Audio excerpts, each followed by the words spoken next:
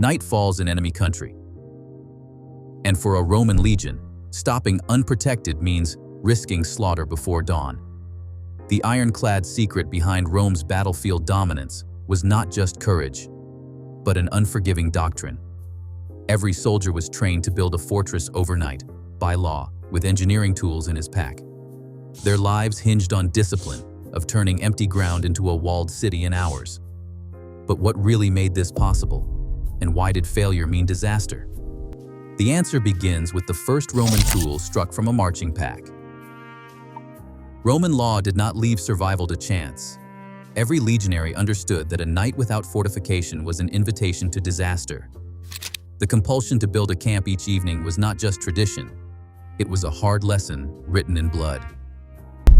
Centuries earlier, at Arausio in 105 BCE, two Roman armies failed to unify and fortify their positions. The result? Tens of thousands dead. A defeat so severe, it shook Rome to its core. In the Teutoburg forest, the neglect of nightly fortifications led to the annihilation of 3 entire legions. These were not isolated tragedies. They became warnings etched into military doctrine. Vegetius, the Roman military writer, put it plainly. The Romans owed the conquest of the world to no other cause than continual military training, exact observance of discipline in their camps. This was not empty rhetoric. The expectation was absolute. No matter the exhaustion, no matter the weather, the camp must rise before darkness fell. The penalty for neglect was not a reprimand, but the very real risk of ambush, panic, and slaughter. Archaeological digs from the windswept moors of Britain to the forests of Germany reveal the same pattern. Ditches, ramparts, and post holes, stamped into the earth with relentless uniformity. Each one is a silent testament to the law that governed every Roman march. The camp was not a luxury, but a shield, one built by the hands of every soldier, night after night, because the alternative had already been written in disaster. The discipline was ironclad, enforced by fear of chaos and by the memory of what happened when the rules were broken. A legionary carried his world on his shoulders. Strapped to the furca, a wooden carrying pole, hung the sarcina, the marching pack that turned every foot soldier into a builder as much as a fighter. This was not just a bundle of rations and spare sandals. Lashed to the outside, always ready for immediate use, was the dolabra, a combination pickaxe and shovel forged from iron, weighing around 2 kilograms. Its edge was blunted and polished by endless hours, hacking at hard ground and rocky soil. The dolabra was not ceremonial. It was the tool that bit into earth for every ditch and rampart, as essential as a sword when the sun began to set. Lashed alongside the pole, 2 sharpened wooden stakes, pila muralia, waited for their moment. These were not makeshift branches, but standardized octagonal stakes, about 1.5 meters long, sometimes tipped with iron, designed to lock together into a wall. Each man carried 2, adding nearly 4 kilograms to his load. When the order came to halt, these stakes would be the first line of defense, hammered into the rampart to form a bristling barrier against cavalry and raiders. There was more. A measuring rod called a vinia, used to mark out the soldier's section of ditch or tent space with precision. Some packs included a mallet, a saw, or a small axe, depending on the unit's assignment and the terrain. The total burden, tools, rations, tent share, and personal kit, could reach over 30 kilograms. 30 kilograms was the price of security.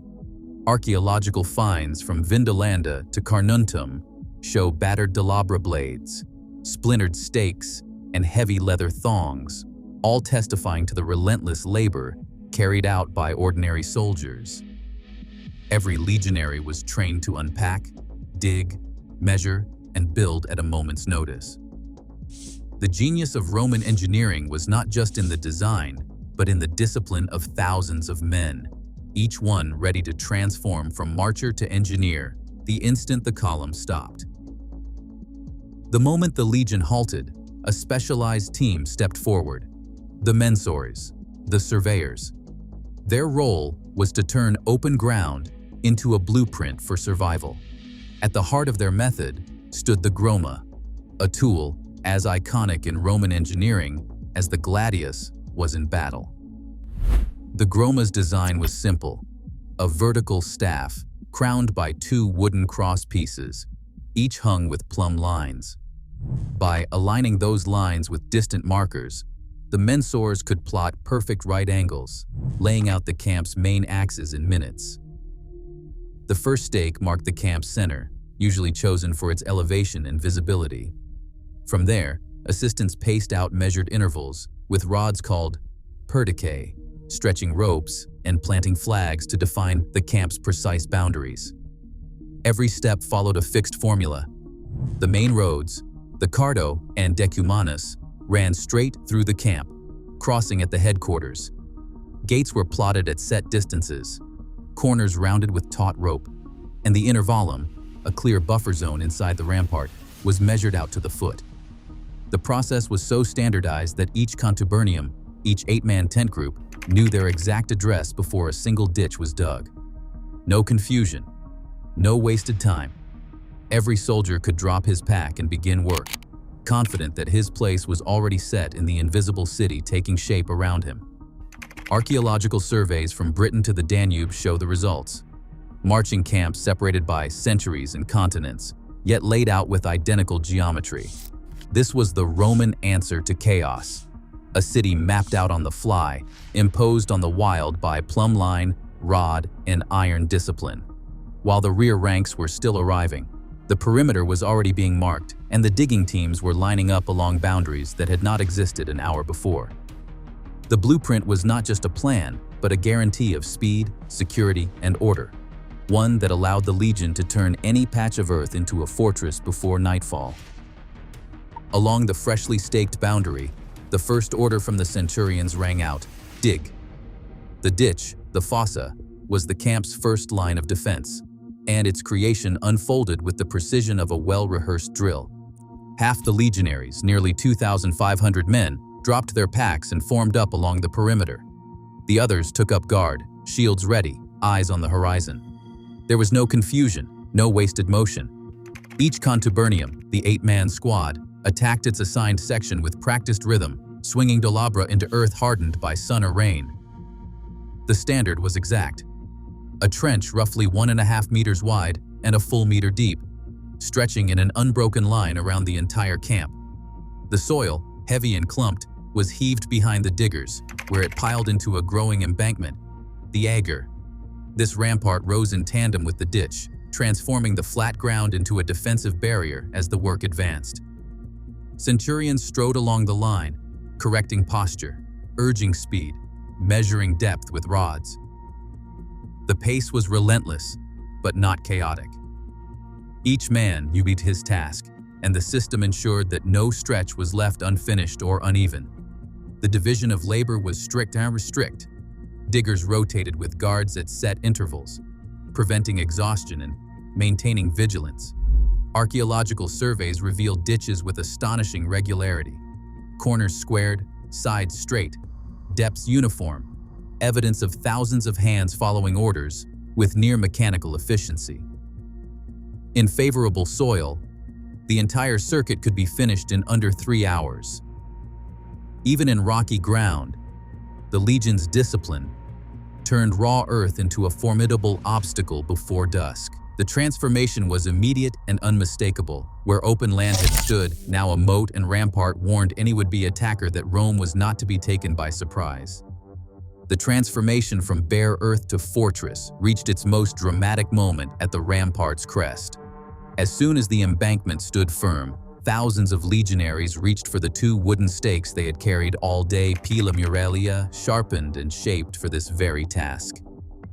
Each man drove his pair into the rampart's top, side by side with his comrades, the sound of hammers and mallets echoing in a rising chorus. The stakes were not spaced at random.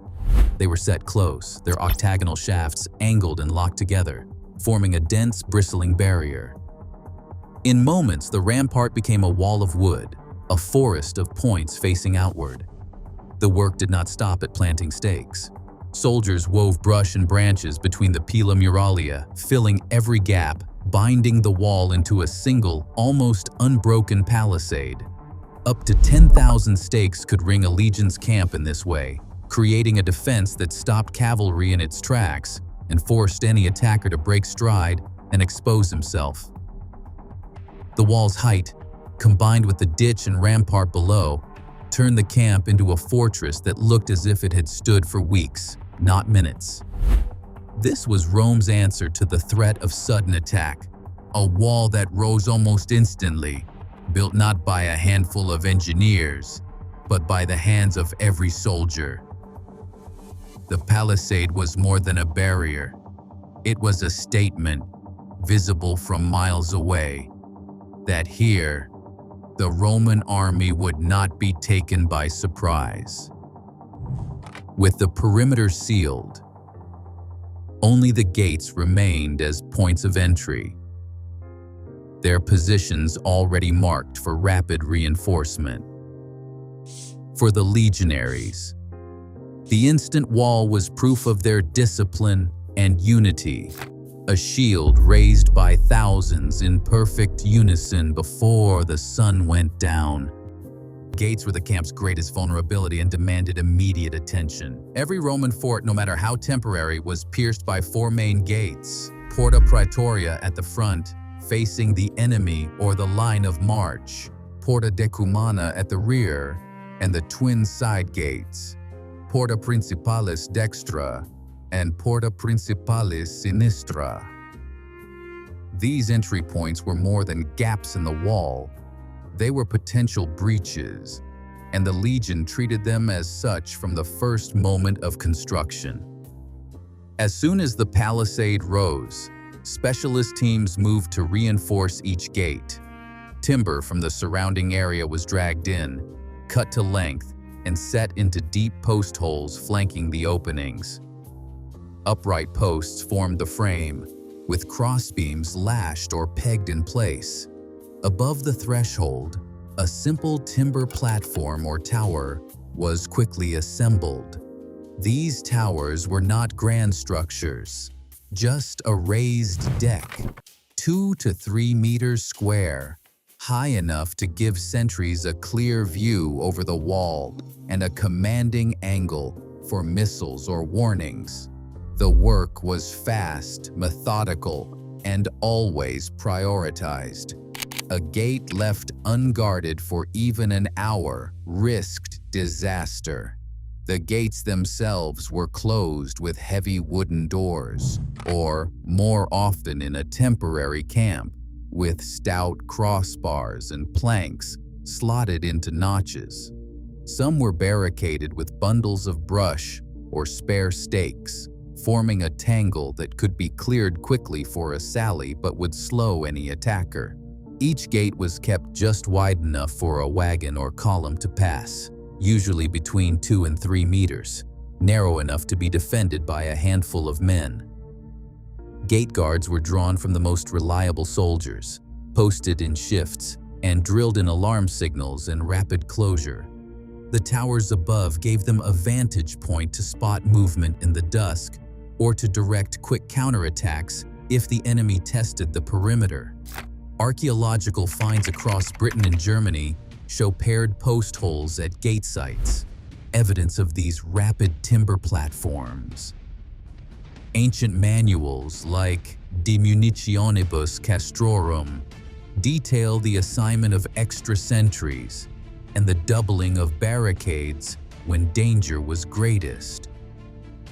The fortified gates turned the wall from a simple barrier into a controlled threshold, one that could open for the Legion's own sorties, but would choke and confound the enemy. Only after the gates were secured did the Legion turn to the work of building the city within. Inside the walls, the camp took on the order of a city built overnight. Each contubernum, an 8-man squad, set up its leather tent in a precise row assigned by the surveyor's earlier measurements. This was not improvisation. Every man had a predetermined spot, mapped before the first spade struck earth. The result was a grid of tents, each aligned along straight streets that cut through the camp at right angles. These lanes were wide enough for men to march in formation, or for supplies to be moved swiftly to any part of the camp. Between the rampart and the first row of tents ran the intervallum, a buffer zone left clear for patrols and rapid response. This space also kept fires, noise, and confusion away from the defensive walls. The tent city was silent proof of Roman discipline. Even in the wild, order prevailed. Soldiers could find their sleeping place in the dark, and commanders could reach any unit in moments. Within minutes, the chaos of arrival became a living map of readiness. At the heart of every Roman camp stood the Principia and Quaestorium, the nerve center and lifeline of the entire force. The Principia was more than a headquarters. It was the command post, the place where orders flowed from the legate to every century, and where the legion standards, sacred and practical, were kept under constant guard. Here officers gathered to plan, dispatch messengers, and keep the pulse of the camp. Just steps away, the Quaestorium managed the army's supplies, from food rations to spare weapons, and served as a field hospital when needed. Quartermasters tracked every sack of grain and counted every bundle of firewood, ensuring no cohort went hungry or lacked equipment. Medical staff, often drawn from experienced veterans, tended to wounds and illness with a mix of discipline and improvisation. The central placement of these buildings was no accident. By clustering command and supply at the core, the Romans created a fortress within a fortress. Orders could reach the farthest tent in minutes, and vital resources were shielded from sudden attack. This operational core turned a collection of tents into a functioning city, ready for battle or retreat at a moment's notice. Survival in a Roman camp depended on more than ditches and walls. The legionaries had to make their fortress livable, and that meant solving the problem of water and waste before the sun went down. Surveyors always chose sites near a stream or spring when possible, but if nature offered nothing, squads dug shallow wells at the camp's edge, sometimes reaching water in just a few hours. For a force of thousands, proximity to water was non-negotiable. Archaeological surveys across Britain and Germany confirmed that more than 4 out of 5 marching camps lie within a short walk of an ancient watercourse. Sanitation was just as urgent. As soon as the tents were up, soldiers grabbed their tools again and dug latrines, simple trenches, set downwind and away from the water source. In wet ground, these pits were sometimes lined with clay to keep them from collapsing or flooding. The routine was basic, but effective enough to stave off disease, even on a single night stop. Experimental builds and modern archaeology have found these features at temporary camps from Fendock to Hedemunden: latrine trenches, shallow wells, and clay linings. With practiced hands, a legion could dig, build, and organize everything from ditches to drinking water in as little as 3 to 6 hours. The numbers are not legend. They are measured, timed, and stamped into the earth. This blend of discipline and practical engineering allowed the Roman army to turn any patch of ground into a defensible, functioning city before darkness fell. Military discipline and engineering turned ordinary ground into instant strongholds, night after night, without fail. Today, rapid fortification shapes modern tactics, from army field bases to emergency disaster shelters. The Roman template endures. Survival favors those who prepare before danger arrives. Security, even now, is less about the walls we build, and more about the discipline to build them when time is short.